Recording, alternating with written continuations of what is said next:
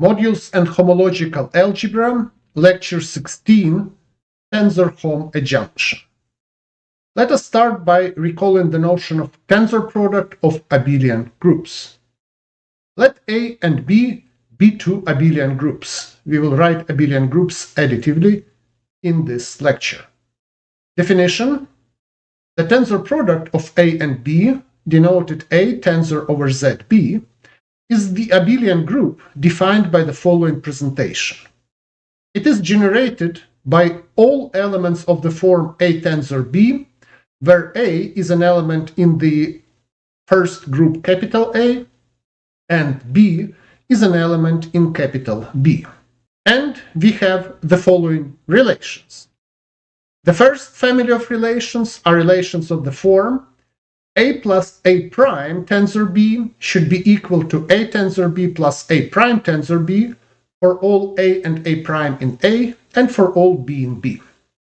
And the second family of relations is of the following form: A tensor B plus B prime should be equal to A tensor B plus A tensor B prime for all A in A and B prime in B.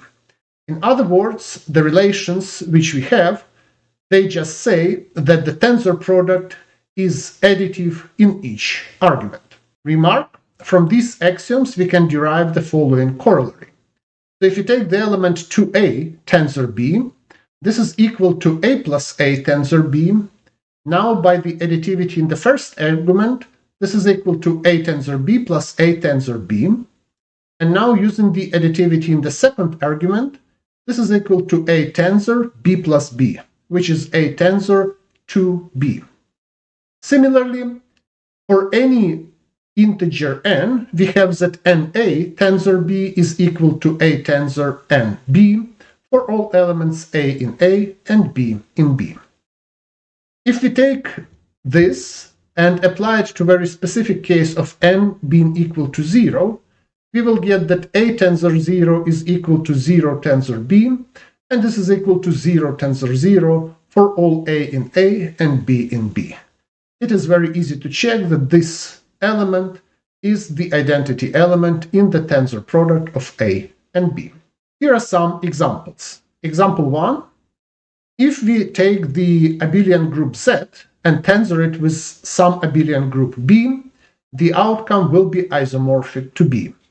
Indeed, the map which sends n tensor B to nB, where n is an integer and B is an element in B, this map gives rise to a homomorphism of abelian groups due to the second axiom and factorization lemma. And this homomorphism is obviously surjective, since one tensor B gets sent to B. At the same time, the first axiom, which is additivity in the first argument, implies that every element in the tensor product is a sum of elements of the form 1 tensor B, where B is an element in B. And in particular, this implies that this homomorphism is in fact an isomorphism. Example 2. If we take the trivial abelian group consisting of one element, 0, and tensor it with any other abelian group, the outcome will be isomorphic to the trivial group. Indeed, the generators of the tensor product are all of the form 0 tensor B, and on the previous slide we saw that this is equal to 0 tensor 0. To get this, we just write 0 as 0 times 0 tensor B, and then move 1 0 to the right. So we get 0 tensor 0 times B, which is 0 tensor 0. So all generators of our tensor product, they collapse to the identity element 0 tensor 0 in the tensor product, which implies that the tensor product is the trivial group. Now let us discuss the fact that tensor product is a functorial operation. Let A, B, and B prime be abelian groups, and let phi be a group homomorphism from B to B prime. Lemma: sending A tensor B to A tensor 5B gives rise to a group homomorphism from the tensor product of A and B to the tensor product of A and B prime. Proof: let us take the following element in the tensor product of A and B prime. So we take little a tensor phi of little b plus little b prime. Since phi is a group homomorphism, we can write phi of b plus b prime as phi of b plus phi of b prime. And now, using the additivity on the tensor product in the second argument, we can write this as a tensor phi of b plus a tensor phi of b prime. And then, using the factorization lemma, this implies exactly that the map which sends a tensor b to a tensor phi of b gives rise to a group homomorphism from a tensor capital B to capital A tensor capital B prime. Corollary: for any abelian group A, we have the endofunctor of the category of all abelian groups, which is given by tensoring with this abelian group A. This endofunctor sends an abelian group B to the tensor product of A and B, and it sends a morphism phi from B to B prime to the tensor product of phi as the second argument with the identity morphism on A. This is exactly the morphism which is described in the lemma. Here is an example. We have the endofunctor of the category of abelian groups, which is given by tensoring with the abelian group Z. And the claim is that this endofunctor is isomorphic to the identity functor on the category of all abelian groups. Indeed, so we already saw that if we tensor with that any abelian group B, the outcome is isomorphic to B via the map which sends n tensor B to nB. So we claim that this map is in fact a natural transformation from the endofunctor of tensoring with Z to the identity endofunctor on abelian groups. Indeed, to check that this is a natural transformation, we need to prove that the following diagram commutes. So we start from Z tensor with B, then we use identity on Z tensor phi to go to Z tensor with B prime. Here we can use the natural transformation for B prime to go to B prime, so that's a multiplication map. Our natural transformation is the multiplication map. Alternatively, starting from Z tensor B, we first use the multiplication map to go to B, and then we use phi to go to B prime. And both passes of this diagram send the generator n tensor B of the tensor product of Z with B to the element phi of n of B, which is equal to n times phi of B, because phi is a group homomorphism. Now we can formulate the main statement of this lecture, which is a Tensor-hom adjunction. It's a general example of a pair of adjoint functors. For any abelian group A, the pair consisting of the functor of tensoring with A over Z and the representable functor of taking the homomorphisms inside abelian groups from A to blank. So this pair of functors is an adjoint pair of functors. Immediately a small example. So if we take A to be equal to Z, then on the previous slide we saw that tensoring with Z over Z is isomorphic to the identity endofunctor of the category of abelian groups. The identity endofunctor is, of course, adjoint to the identity endofunctor, and so the claim is that the functor of taking homomorphisms inside abelian groups from Z to something is also isomorphic to the identity functor. Indeed, in order to define an invertible natural transformation from this functor to the identity functor, we do the following thing. If we take an abelian group B, then the Hom set inside abelian groups from Z to B is isomorphic to B via the map which sends a homomorphism phi to its value at the element 1 in Z. And it's easy to check that this is an invertible natural transformation. So let us prove this theorem. For abelian groups B and C, we need to construct isomorphisms, which are natural both in B and C, between the following two homomorphism sets. On the left-hand side, we have homomorphisms in abelian groups from A tensor B to C, and on the right-hand side, we have homomorphisms in abelian groups from B to the group of all homomorphisms from A to C. So this is just the definition of the fact that tensoring with A and homing from A is a pair of adjoint functors. So we want to explicitly construct such isomorphisms. So let us define the map from the left-hand side to the right-hand side. If we have a homomorphism phi from A tensor B to C, we send it to the homomorphism capital Phi from B to the homomorphisms from A to C, and this capital Phi maps B, an element in B, to the homomorphism from A to C, which sends a little a to the element little phi applied to A tensor B. And that's a homomorphism from A to C, because A tensor B is an element from capital A tensor capital B, and applying the original homomorphism little phi, we end up with element in C. So this is a map from the left-hand side to the right-hand side. Let us now construct the map in the opposite direction. If we have a homomorphism psi from B to homomorphisms from A to C, we assign to this little psi homomorphism capital psi from A tensor B to C, which is defined on the generator little a tensor little b as follows. We apply psi to little b. In this way, we get a homomorphism from A to C, and we evaluate this homomorphism at A. And in this way, we get an element in C. So these are the definitions of the maps from the left-hand side to the right-hand side and back. And we need to check the following things. We need to check that both maps are well defined, that they are inverse to each other, and that they are natural both in B and C. So let us start with a discussion why these maps are well defined. So the map which sends A to phi of A tensor B, this is a group homomorphism from A to C, because tensor product is linear in the first argument, so that's a homomorphism property, it's linear in A, and phi is a group homomorphism, so this is also linear in A. Also, the map which sends B to the previous homomorphism, which sends A to phi of A tensor B, is a group homomorphism from B to hom set from A to C, because tensor product is linear in the second argument, and phi is a group homomorphism.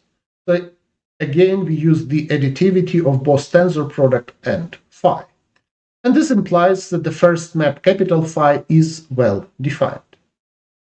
For the second map, we know that the map which sends little a tensor little b to psi of b evaluated at A is a group homomorphism from A tensor b to C, since it is defined on the generators. Of course, it's enough to define the map on the generators.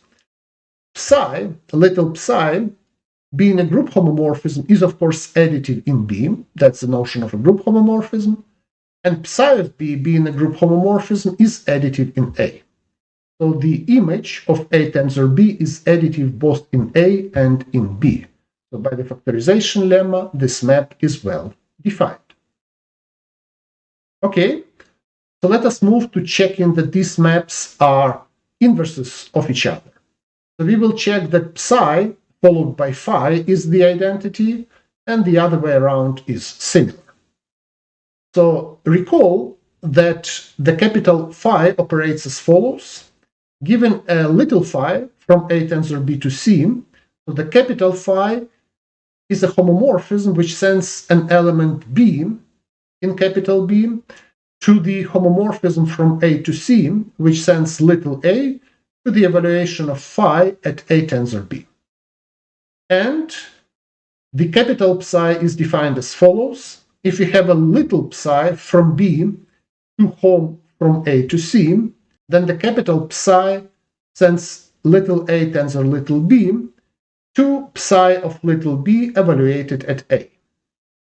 So if we want to check what happens when we apply capital psi after capital phi, then we should see what happens with our original homomorphism little phi under this composition.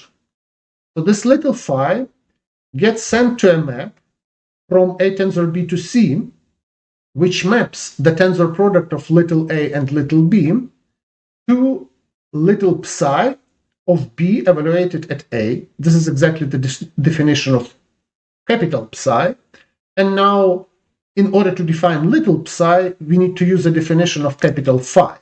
So the little psi evaluated at B maps the element A to little phi evaluated at A tensor B.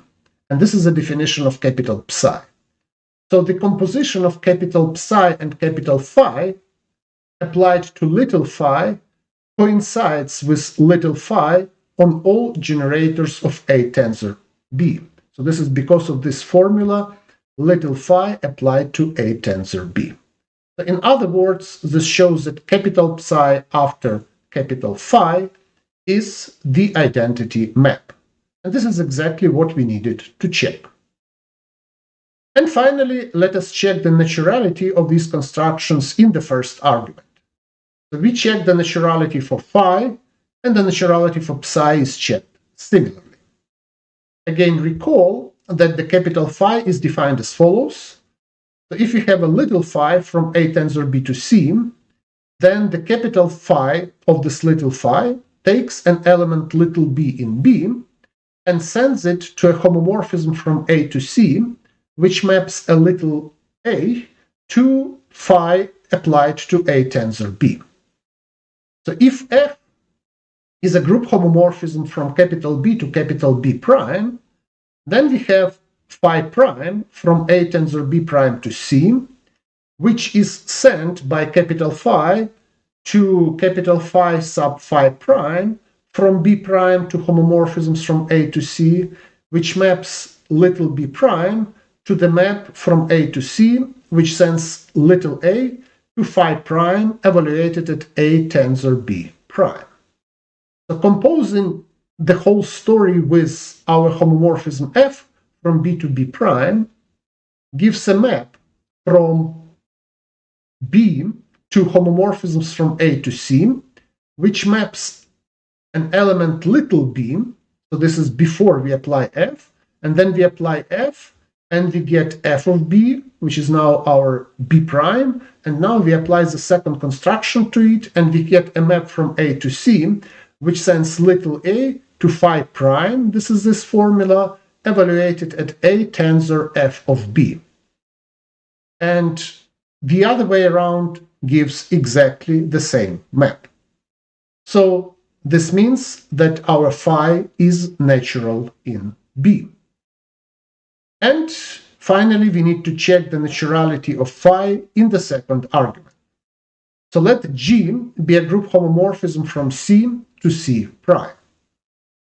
Then, again, capital phi sends a homomorphism little phi from A tensor B to C to a homomorphism from capital B to homomorphisms from A to C, which send little b to the map which sends little a to phi evaluated at A tensor B.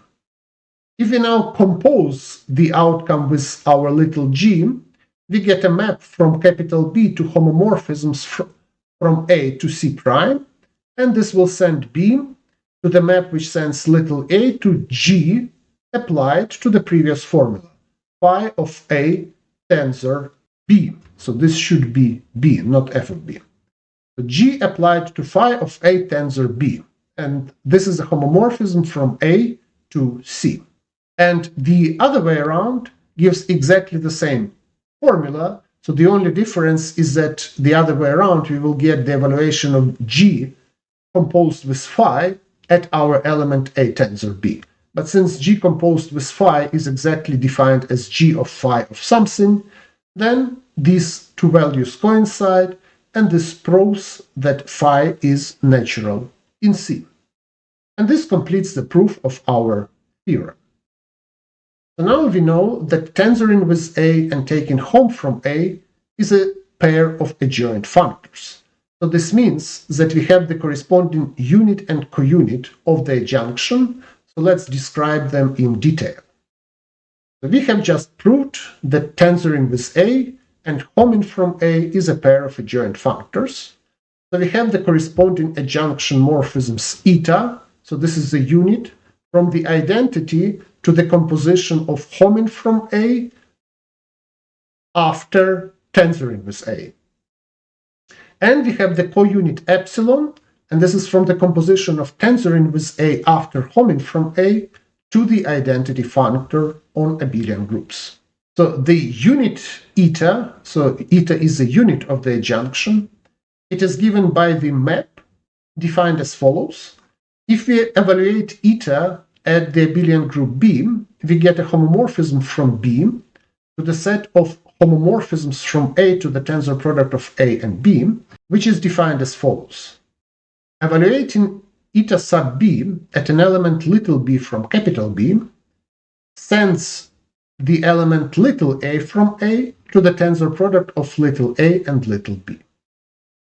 And then the co-unit epsilon of our adjunction is given by the following map from the tensor product of A with homomorphisms from A to B and to B, and epsilon sub B sends the tensor product of an element A in A and of the map F from A to B to the image of A under F. So we just evaluate F at A. That's the most natural map which one can imagine under the circumstances. Okay, so let us check the adjunction identities for these maps. So let us check that the identity on the tensor product of A and B is equal to the composition of epsilon at this tensor product after tensoring A with eta sub B. Applying the right-hand side to the tensor product of little a and little b gives the following. So the right-hand side applied to little a tensor little b. So the outer map is epsilon, and epsilon just says we take the second component and evaluated the first component. So the second component is just eta. So we take eta sub b evaluating at the first component and then apply it to the element little b. And by the definition of eta, we get that this is a tensor b. So the whole thing becomes the identity. Let us now check the other adjunction identity, that the identity map on the home from A to B is equal to the composition of home from A applied to epsilon sub b after eta evaluated at home from A to capital B. Again, applying the right-hand side to a map F from A to B and evaluating it at A gives the following. So we apply the right-hand side to F and evaluate at A. So since our outer map has epsilon, so we have to evaluate epsilon sub B at the outcome of application of eta to the pair F and A, and this gives us A tensor F, and epsilon says evaluate F at A, and we get F of A. And again, we see that we get the value of F applied to the element A. So we get the identity map. And this checks our adjunction identities. Now we can discuss a generalization of this to arbitrary rings. Let R be a ring, let M be a right R module, and let N be a left R module. We define the abelian group M tensor over Rn as the quotient of the abelian group M tensor over Zn by the subgroup generated by all elements of the form M times R tensor N minus M tensor R times N, where little m is an element in the capital M, little n is an element in the capital N, and little r is an element in the capital R. Terminology: the abelian group M tensor over Rn is called the tensor product of M and N over R. For example, if M is a right regular R module, then tensoring any left R module N over R with R, we get an abelian group which is isomorphic to N via the same multiplication map, which sends R tensor N to Rn. And similarly on the other side, if N is a left regular R module R, then tensoring any right R module M with this left regular module, we get an abelian group which is isomorphic to M via the multiplication map which sends M tensor R to MR. Using this, we can extend our Tensor-hom adjunctions to the situation when we are tensoring with a bimodule. So assume that in the previous slide, the right R module M is actually an SR bimodule for some ring S. Then the tensor product of M and N inherits from M the structure of a left S module. So if we have an element little s in capital S, and we apply it to the tensor product of little m and little n, by definition this is S times M tensored with M. And so in this case, tensoring with M becomes a functor from the category of all left R modules to the category of all left S modules. And the action on morphisms for this functor is inherited from the action on morphisms as in the abelian group case. And the corresponding Tensor-hom adjunction is induced by the Tensor-hom adjunction for the abelian group case and can be formulated as the following theorem. So the pair of tensoring with M over R and homing from M to blank over S is an adjoint pair of functors between the categories of all left R modules and all left S modules. For example, let G be a finite group, and let H be a subgroup of G. Then we have the corresponding group algebras of H and G over the complex numbers. So we denote the group algebra of H by R and the group algebra of G by S. Tensoring with the CG, CH bimodule CG, so here the right action of CH is given by restriction, is isomorphic to the induction functor from the category of all finitely generated H modules to the category of all finitely generated G modules. This follows directly from the definition of this induction functor. Moreover, homing from this CGCH bimodule to blank is isomorphic to the restriction functor from the category of all G modules to the category of all H modules. This is again easy to check. Therefore, the adjunction between tensoring with this bimodule and homing from this bimodule is exactly the same thing as the adjunction between the induction functor and the restriction functor. And this adjunction is essentially the classical Frobenius reciprocity for finite groups. Some problems and questions at the end. Question 1. Prove with all details that 0 tensor 0 is the identity element in A tensor B. Question 2. Prove with all details that sending the homomorphism phi from Z to B to its evaluation at 1 defines an invertible natural transformation from homing from Z to the identity and the functor on abelian groups. Question 3. Prove with all details that capital phi after capital psi is the identity in the proof of main theorem. Question 4. Check naturality of psi with all details, again in the proof of the main theorem. And finally, question 5. Check with full details that the adjunction morphisms associated with Tensor-hom adjunctions are indeed natural transformations of functors. Thank you very much and see you next time.